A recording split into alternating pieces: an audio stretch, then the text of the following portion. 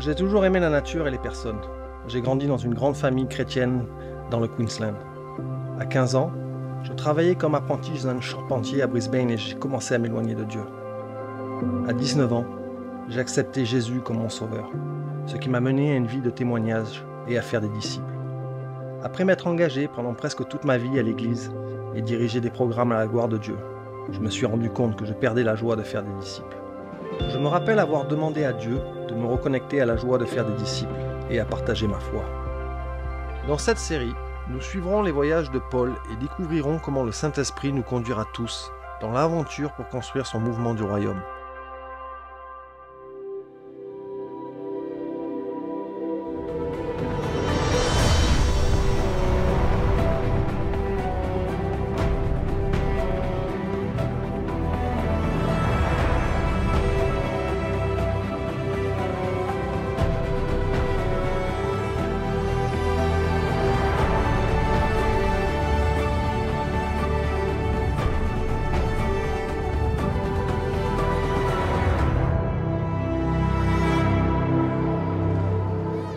Jésus a commencé un mouvement pour multiplier les disciples et les premiers croyants ont continué ce qu'il avait commencé.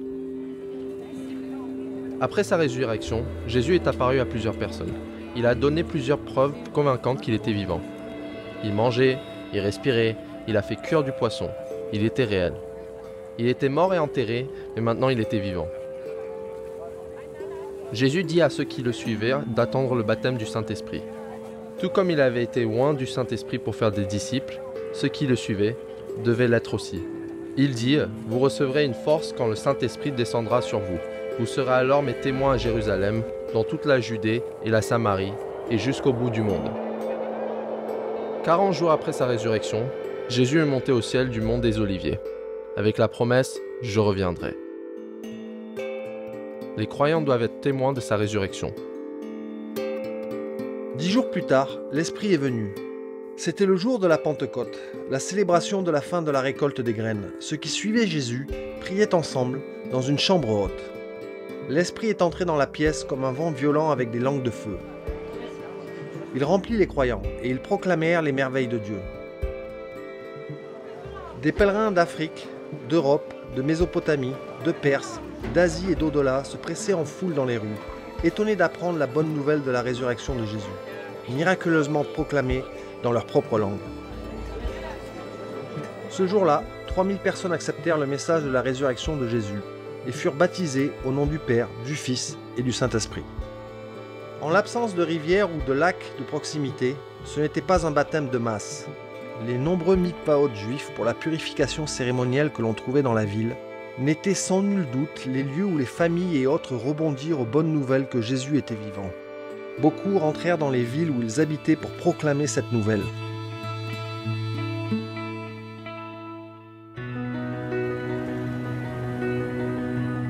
L'atmosphère à Jérusalem était électrique.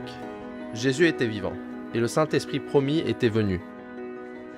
Des milliers étaient témoins de l'Esprit, consacrés pour le ministère de chaque croyant de faire des disciples. Pierre et Jean furent accusés de remplir la ville de la croyance que Jésus était ressuscité. Et, il est vrai, qu'en quelques courts mois, 5000 hommes, plus les femmes et les enfants, étaient devenus des croyants en Jésus ressuscité. Et cela était extraordinaire quand on pense à la communion dans la cité. Des personnes en prière et partageant la Sainte Seine, partageant la communion, ce qui signifierait 500 à 1000 communions dans des maisons dans un espace d'1 km².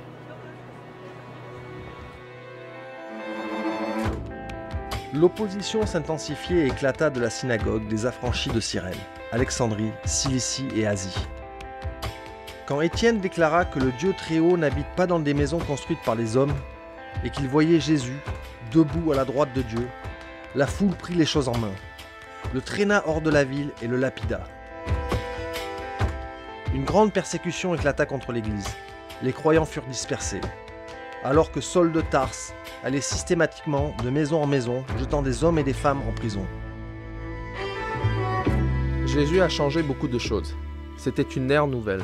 De vieux tabous et de vieilles animosités étaient remis en question. Les Écritures et les prophéties étaient maintenant interprétées à travers Jésus. Le mouvement de Jésus avait atteint son tournant.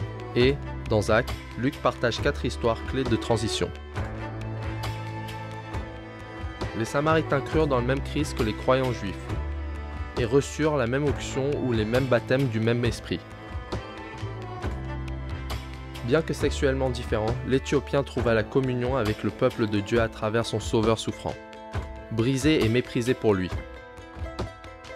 Saul, le persécuteur fanatique, rencontra le Christ ressuscité sur le chemin de Damas. Et Pierre fut conduit dans la maison de Corneille, un centurion, italien non-juif et impur, par le Saint-Esprit qui les oignit comme il avait oint les croyants juifs à la Pentecôte.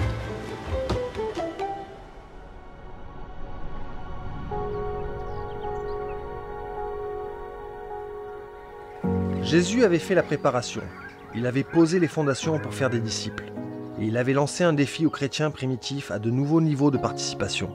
Son royaume était tout pour tous, juifs et gentils, esclaves et libres, mâles et femelles. Il n'y aurait aucune discrimination. Son royaume n'était pas de ce monde. Le changement est dur, le schisme menacé. Cependant, il était temps de multiplier les églises pour apporter la bonne nouvelle du message de la mort et de la résurrection de Jésus aux extrémités de la terre. Il était temps pour les mouvements d'implantation d'églises.